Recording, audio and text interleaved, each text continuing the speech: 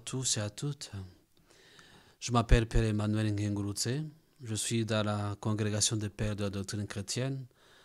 Je suis vicaire dans le secteur paroissial de Cavaillon, Cheval-Blanc-les-Vinières.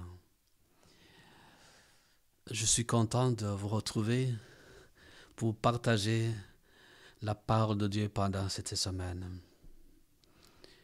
Nous sommes dimanche, le 15 septembre.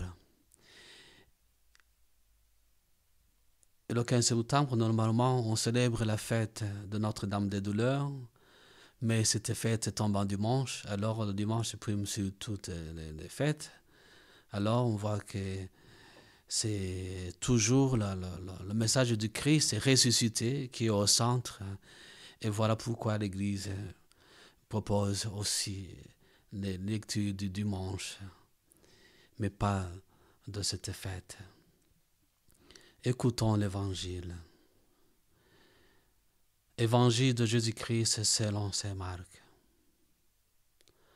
En ce temps-là, Jésus s'en alla, ainsi que ses disciples, vers les villages situés aux environs de César de Philippe. Chemin faisant, il interrogeait ses disciples. Au dire des gens, qui suis-je? Ils répondirent, Jean le Baptiste, pour d'autres Élie, pour d'autres encore, un des prophètes. Et lui les interrogeait, et vous, que dites-vous? Pour vous, qui suis-je? Pierre, prenant la parole, lui dit, tu es le Christ. Alors il leur défendit vivement de parler de lui à personne. Il commença à les enseigner qu'il fallait que le Fils de l'homme souffre beaucoup, qu'il soit rejeté par les anciens, les grands prêtres et les scribes, qu'il soit tué et que 3 jours après il ressuscite. Jésus disait cette parabole ouvertement. Pierre, le prenant à part, se mit à lui faire de vifs reproches.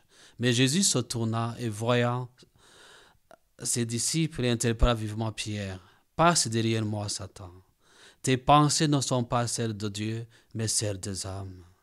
Appelant la foule avec ses disciples, il leur dit, si quelqu'un veut marcher à ma suite, qui renonce à lui-même, qui prenne sa croix et qui me suive. Car celui qui veut sauver sa vie la perdra, mais celui qui perdra sa vie à cause de moi et de l'Évangile la sauvera. Acclamons la parole de Dieu. Tu es le Christ. Jésus veut aider ses disciples à connaître qui il est réellement. Au dire des gens, qui suis-je? Et les réponses sont très variées, différentes. Et Jésus s'adressa de nouveau à ses apôtres. Pour vous, qui suis-je? Et Pierre prend la parole. Il aimait répondre en premier. C'était bien sûr le numéro 1 de l'équipe. Et il dit, frère, tu es le Christ. Et Jésus le remercie vivement.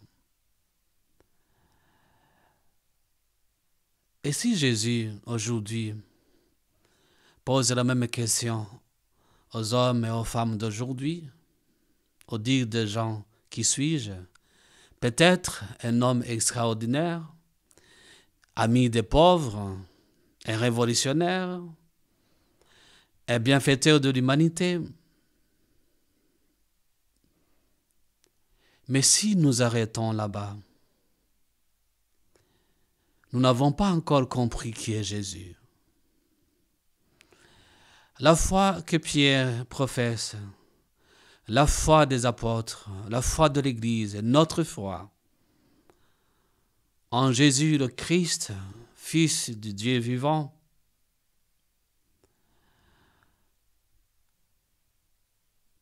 le Messie annoncé par les prophètes, l'envoyé du Père, le Seigneur et le Sauveur, demande aussi de notre part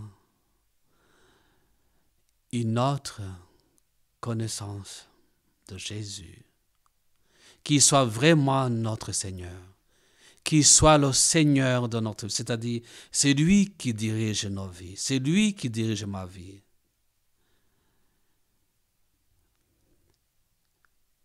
Accepter Jésus comme Sauveur, accepter Jésus, c'est aussi accepter sa croix.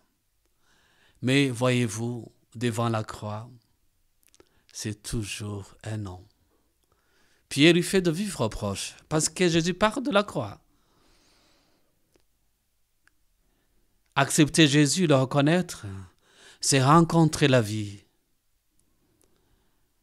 Mais pour nous donner cette vie, il a accepté la croix. Il a accepté de souffrir. Voilà pourquoi il dit, si quelqu'un veut marcher à ma suite, qu'il renonce à lui-même, qu'il prenne sa croix et qu'il me suive.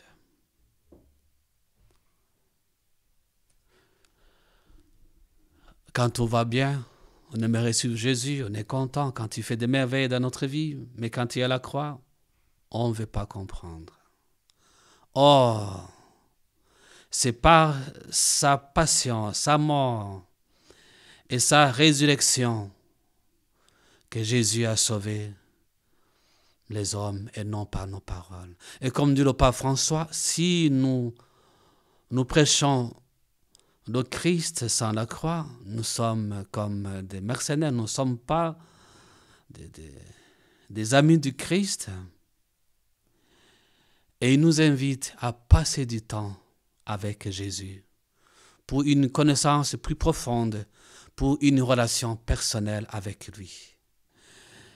J'aime beaucoup ces paroles de Marthe Robin.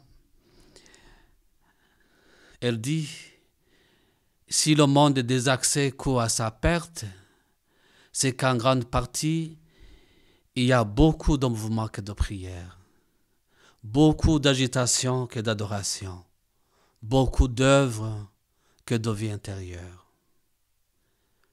Oui, passer du temps avec Dieu.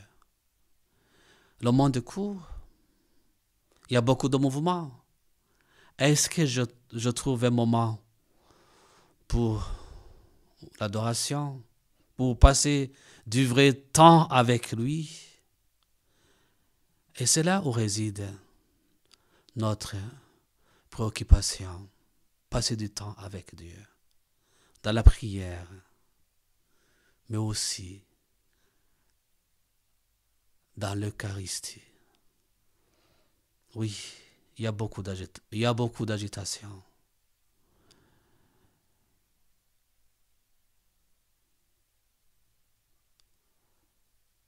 Que la Vierge Marie nous aide à trouver une place dans notre vie pour rester unis à Jésus son Fils, pour une relation plus intime, une relation personnelle. Amen.